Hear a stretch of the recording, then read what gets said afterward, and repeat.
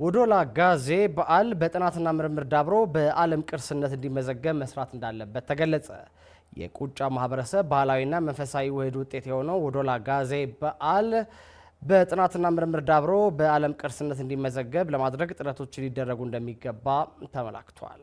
የቁጫ ማህበረሰብ በትላንትናው ዕለት አዲስ ዓመት ያከበሩ ሲሆን አሮጌውን ዓመት በሰላም ላከረመውና አዲሱን ዓመት በተስፋ ላሻገረው ፈጣሪ በህብረት ምስጋናቸውን አቅርበዋል።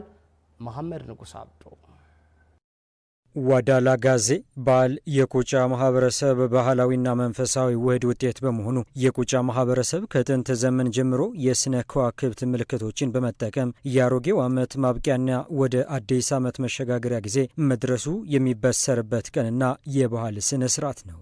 የወዶላ ጋዜ በዓል የብሔሩ አባላት ከሩቅም ከቅርብም ወደ አገራቸው ተሰባስበው ከቤተሰብ ዘመድ፣ ጎረቤትና ከመንደሩ ህዝብ ጋር ተገናኝተው በአካልም በመንፈስም ታድመው የጋራ አንድነትና ህብረት ፈጥረው ያከብሩታል።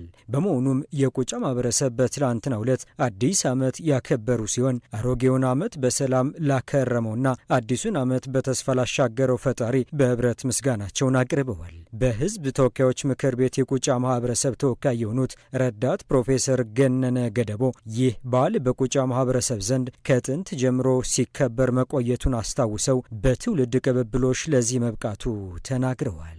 የቁጫ ብሔር ዘመን መለወጫ በዓል የሆነው ወዶላ ጋዜ የቁጫ ህዝብ ካሉት ቱባ ባህሎች አንዱ ነው። አከባበሩም ከጥንትና ከጠዋቱ ጀምሮ ነው።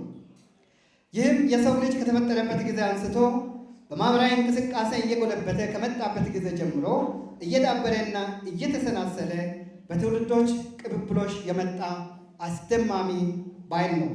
ይህ ወዶላ ጋዜ የዘመን መለወጫ ባህል በውስጡ በርካታ እሴቶች ማንገቡን የሚናገሩት ገነነ ለዚህ አሮጌው ዓመት ወደ ኋላ ተጥሎ አዲሱ ዓመት በተስፋ የሚሻገር መሆኑን አስገንዝበዋል። ለቅሶ፣ ድርቅና የተለያዩ አደጋዎች ተጥለው ማህበረሰቡ ከክፉ አጋጣሚዎች የሚጠበቅበት የሀገር ሰላምና ብልጽግና የሚረጋገጥበት ዓመት ሆኖ እንደሚከበር አስረድተዋል። የወዶላ ጋዜ ባህል እንዲሁ በነጠላ የዘመን መለወጫ ባህል ብቻ ሳይሆን ብዙ ጉዳዮችን በውስጡ የያዘ ነው።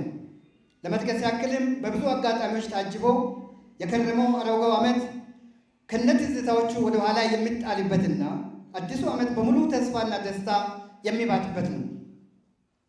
ያለፈው ዓመት ዓመታዊ ገጽታዎች መካከል እንደ ለቅሶ፣ ድርቅ፣ ተፈጥሯዊና ሰው ሰራሽ አደጋዎችና ሌሎች ከነገጽታቸው የሚተዉበትና የሚጣሉበትም ነው። በአዲሱ ዓመት ወይም ዘመን መለወጫው ማህበረሰቡ ከክፉ ሁሉ የሚጠበቅበት የተትረፈረፈ በረከት